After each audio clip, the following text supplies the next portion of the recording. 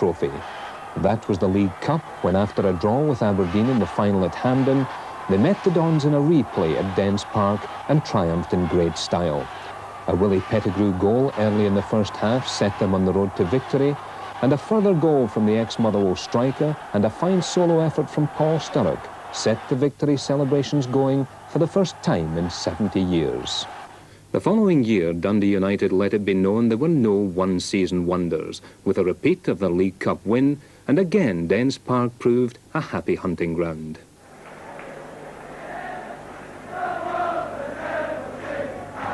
That's Paul Sturrock advancing to the box. If Sturrock can turn, there it is, a chance for Dodds. That's it, the opening goal, Davy Dodds. Now Payne with the corner kick. Hegarty's headed off the bar. The ball's in the net. Paul Sturrock scores the second goal for United. There's Payne with the corner. Hegarty's there again. That's it. Sturrock does it again. By this time, the Tangerines had developed a style of play that was eminently suited to European football, a point clearly illustrated when they reached their first UEFA Cup quarter-final. In the early stages of that 1981 campaign, they were still being underrated, and French side Monaco paid the price for treating them far too lightly. Instead of adopting the accepted European defensive pose, Dundee United took the game to a team ranked in the top 4 in the French league, much to their surprise. In no time at all, the Tannadice team were 3 goals up, with Billy Kirkwood, Davy Dodds and an Eammon Bannon penalty doing the damage.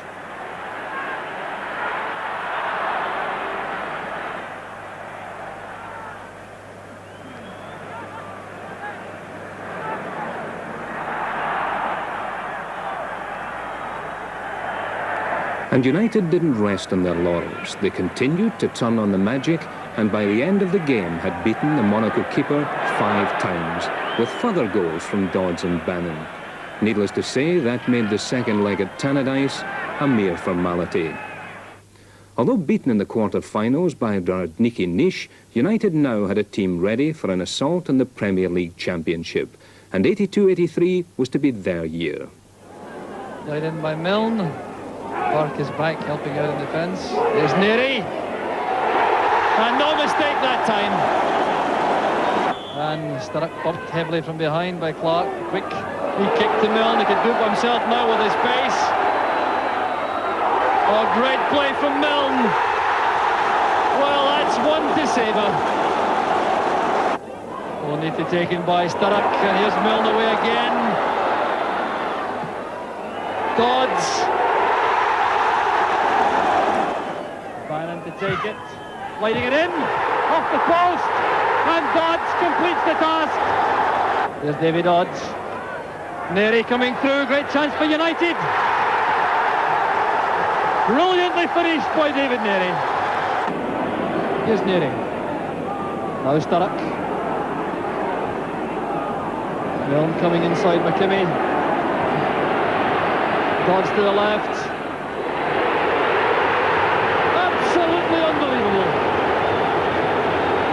Bannon with the throw.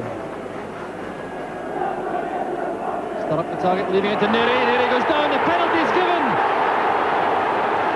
Here's Bannon. He saved it the first time, but Bannon makes it on the rebound. Dens Park again the scene of great United celebrations. Since then, there's been the disappointment of failing to win the Scottish Cup and of losing to Roma in the semi-final of the European Cup. But for a provincial team, Dundee United's success has been remarkable. They've managed to keep together most of their top stars. In the past 10 years, 7 have won full international honours. And at the World Cup finals in Mexico last year, the Tannadice club had no fewer than 5 players in the Scottish squad. So what's been the secret of their success? Obviously, you put it down to the tactical awareness of the manager. You know, he's been different class regarding getting players to the club, getting the right type of blend and getting a good bunch of boys together. And over the years, we've produced a good. Basically, I think it's a lot of organisation, good organisation for the manager, a couple of wee good players and just a lot of hard work. What do you think's the manager's magical touch? Well, he definitely gets the best out of you by, you know, his means of motivation. Definitely pushes you very hard. He can make a decision sort of as the play is happening and do things that'll confuse the opposition or change us about a little bit, and that's his strength, one of his strengths, and it's worked well over the years. We tend to play a system which suits sort of European football as well. A lot of passing involved, and it's been successful for us. What do you think's the special magic of Jim McLean? I think he's a very honest man. I think that's the first thing that you notice about him, you know. And he can be a wee bit riotous at times, you know. He can get a wee bit angry. I think he also, you know, that is important, that he makes sure that he's got that honesty, but that stubborn attitude as well, which kind of G's the players up. Dundee United is Jim McLean, really, or Jim McLean is Dundee United. He brought the club from no player to where it is today. And it's shrewd tactics, spending, you name it, Jim McLean's done it. And I think the players appreciate what he's done for the club, and they really respect him. And his coaching, he's second to none as a coach. The success that we have had is most certainly started with the board and the directors of Dundee United, and as I said earlier, in particular George Fox and Johnson Grant, in the time I've been there, they rightly have had the major say in the club because they are the right people to have that say. I think the football side has been completely left to me, and I don't mean to be boastful, but I'm very pleased, as long as the players are not watching this programme, I'm very pleased with what's been achieved by myself and in particular my staff, who the scouts have had over the years have done a tremendous job for us. In recent years, as the job has got far too big for me, and as much as when I went there we had only 2 S forms and it was all older players, and my job as a coach and manager was I had plenty of time for the 2 S forms, but we have now something like about almost 20 teenagers on the staff, and as a result we've needed far more staff on the coaching side.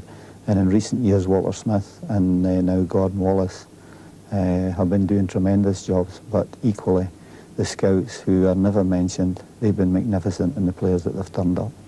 It took you 9 years to get the first major honour. What did that League Cup mean to Dundee United? When we won the League Cup, to me it was a terrific load lifted from my shoulders. And I remember seeing Mr. Robertson in the boardroom, who was one of the older directors, who really in the early years before I became manager, he to me was one of the most important directors, and out his own business, I think, kept the club going and paying wages and so on. And his words to me that night was, Jim, he says, I never thought I'd live to see the day. And that's more than money to me, that sort of tribute. Did you feel from that win that you would go on to get the successes that followed?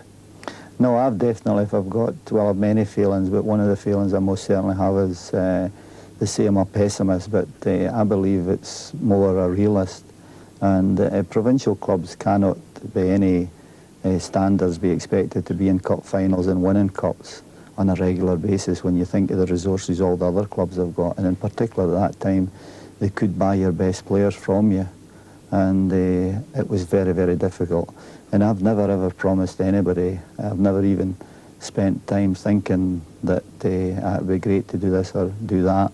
I was just thankful for the small mercies of winning one and taking the pressure completely off everybody connected with the club. And it definitely is a feeling in my part. I should probably be far more confident and outgoing, having achieved that success and been hungry for more.